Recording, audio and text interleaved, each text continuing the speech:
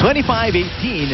Adamson winning set number 1 over FEU. After a poor start for the Lady Falcons, they found their rhythm, they found their confidence, more importantly, and started to frustrate the good offensive play of FEU.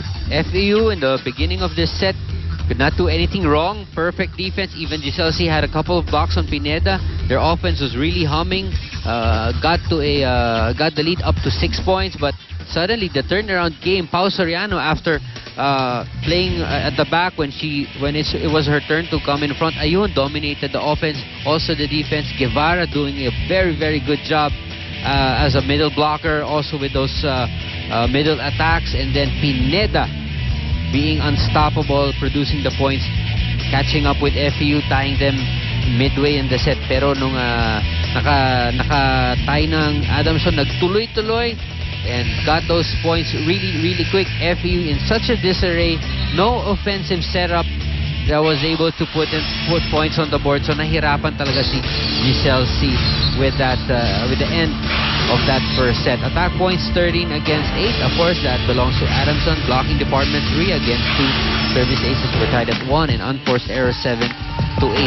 Itong Adamson, like what we said, they have strong floor defense and strong coverage, and it showed in that first set. And back to the game against UP, it translated into offensive sets.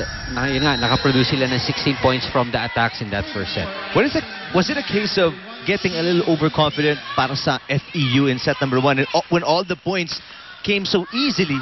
Wow. First part nung set number 1? Vargas was very quiet in the first set. Major Rojas was there. Bastos was the only one attacking, really. So probably hindi masyado na feel nila Vargas and the Rojas that they have. And Eulalia was very quiet as well. Look at the save first. Ganda ng save. That was with the right hand diving.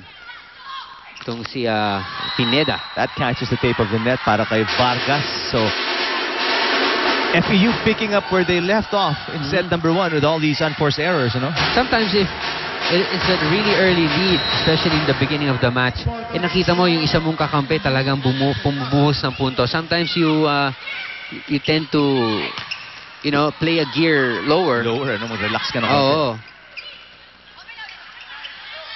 Bagang underhand set para kay Vargas.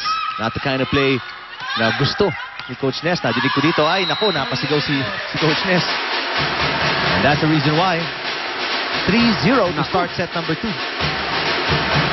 Adamson, after that first set win, ginanahan lalo sa paglalaro. Nice serve. C with just a tip. And Pau Soriano. Yun yung sinasabi natin kanina. Pau will always command 2 blockers, Pero kahit na 2 blocker yan, dahil sa lakas ng palo ni Pau and the timing that she puts on the ball, that ball just reflected and she gets the point off the block. 2 blockers, not going to be enough against Pau Soriano. Ooh. And that's Vargas, too strong. Walang check ball dun. And Vargas do it. Yeah, her teammates are telling her, take it easy. Make sure, stay with the percentage plays, no? Focus, parang ganon. And it's FEU's turn to be frustrated, ano, Doc? Down by 5. Wala pa silang point dito sa second set.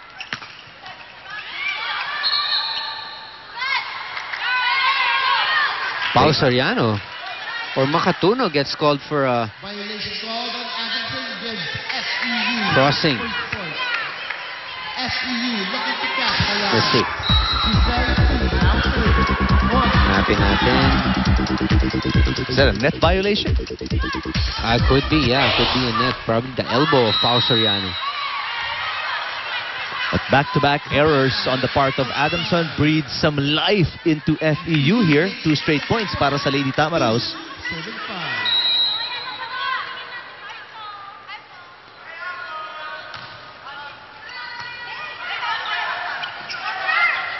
Zapanta tries again, blocked by Palma.